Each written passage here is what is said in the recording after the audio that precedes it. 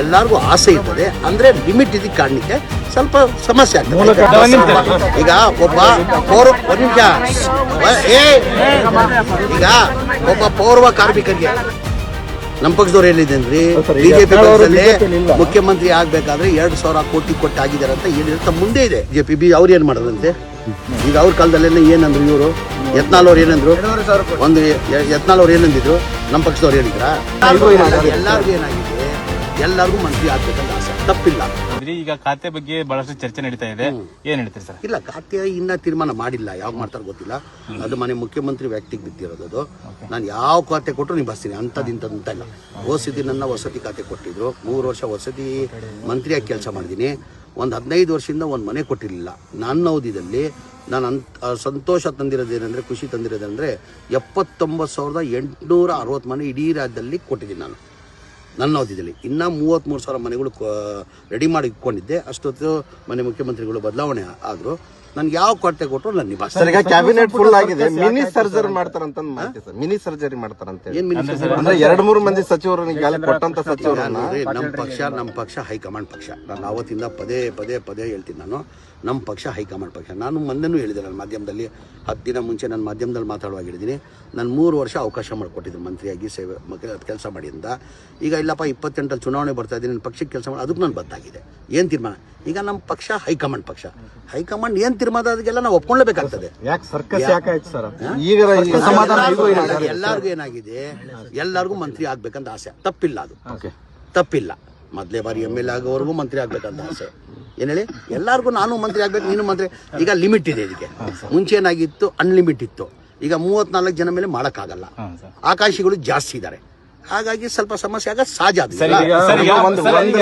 Complete ಮಾಡ್ತೀನಿ. ಈ ಕಾಂಗ್ರೆಸ್ ಪಕ್ಷ ಅಂತಲ್ಲ, ಎಲ್ಲಾ ಪಕ್ಷದಲ್ಲಿ ಅದೇನೆ. ಎಲ್ಲಾ ಪಕ್ಷದಲ್ಲಿ ಏನಾಗಿದೆ, ಆಕಾಂಕ್ಷಿಗಳು ಜಾಸ್ತಿ, ಎಲ್ಲಾರ್ಗು ಆಗ್ಬೇಕಂತ. ಈಗ ಮೊದಲೇ ಬಾರಿ MLA ಆಗಿ ಮಂತ್ರಿ ಆಗ್ಬಾರ್ದು ಅಂತ. ಈಗ ನಮ್ಮ ಚಿತ್ರದುರ್ಗ ಬಸಪ್ಪನ್ಗೆ ಅವಕಾಶ ಸಿಗ್ಲಿಲ್ವಾ?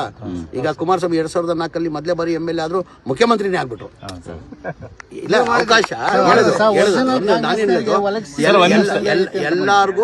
ಎಲ್ಲಾರ್ಗು ಆಸೆ ಇರ್ತದೆ. ಅಂದ್ರೆ ಲಿಮಿಟ್ ಇದಕ್ಕೆ ಕಾರಣಕ್ಕೆ ಸ್ವಲ್ಪ ಸಮಸ್ಯೆ ಆಗ್ತದೆ. ಹೈಕಮಾಂಡ್ ಯಾವುದು?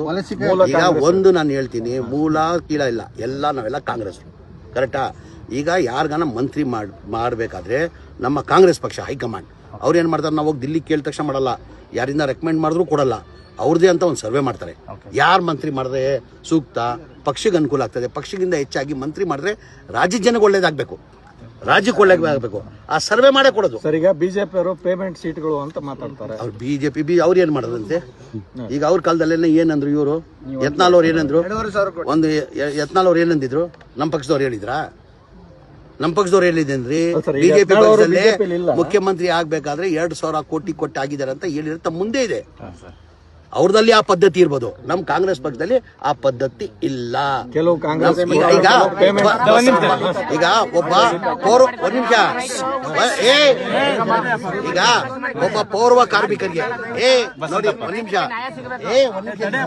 ಒಬ್ಬ ಪೌರ್ವ ಕಾರ್ಮಿಕರಿಗೆ ಬಸವಂತಪ್ಪನ್ಗೆ ಇವತ್ತು ಮೊದಲೇ ಬಾರಿ MLA ಆಗಿ ಮಂತ್ರಿ ಮಾಡಿದ ಅಂದ್ರೆ ಅವಂತ ಯಾವ ದುಡ್ಡಿದೆ? ಬಿಜೆಪಿ ಮಾಡಿದ್ರ? ಅದು ಬಿಜೆಪಿ ಮಾಡಿದೇನ್ರಿ? ಮತ್ತೆ ಪೂರ್ವ ಕಾರ್ಮಿಕ ಮಗ ಬಡವ ಒದ್ಲಾಡ್ತಾ ಇದ್ದ, ಬಿಳಿ ಅಂತ ನಾನ್ ಸಾಲ ಮಾಡ್ಬಿಟ್ಟಿದ್ದೀರಣ, ಹಂಗಣ ಹಿಂಗಣ ಅಂತ ಹೇಳ್ಬಿಟ್ಟು ಮಂತ್ರಿ ಮಾಡಿಲ್ವಾ?